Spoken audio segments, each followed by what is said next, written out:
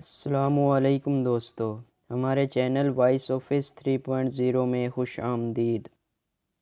بابا صاحب رحمۃ اللہ علیہ فرماتے ہیں، ایک نوجوان تھا جو دن کو روزہ رکھتا، رات کو نماز پڑھتا، پھر اللہ سے ڈرتا بھی بہت ہی زیادہ تھا، بڑا ڈرتا تھا۔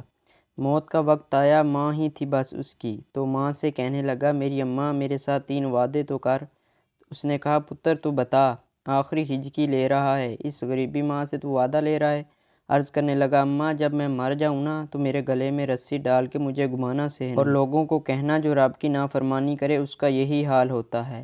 یہ اعلان کرنا جو اللہ کے نافرمان ہو اس کا یہی حشر کیا جانا چاہیے۔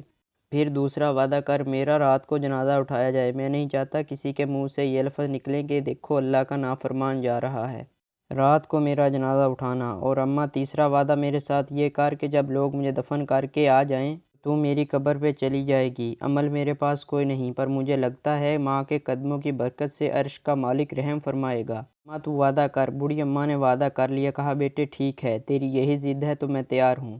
کلمہ شہادت پڑھا، اس نوجوان کی روح پرواز کر گئی۔ بوڑھی اماں نے رسی منگائی، اور جو ڈر جائے اس نے کہا تھا نا کہ رسی ڈال کے گھمانا اور یہ کہنا کہ جو اللہ کا نافرمان ہے اس کا یہی حشر ہونا چاہیے۔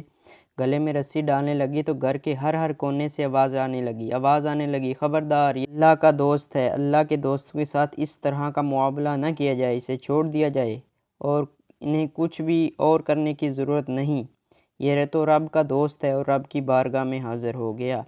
اللہ پاک ہمیں اس طرح کا نوجوان بننے کی توفیق عطا فرمائے۔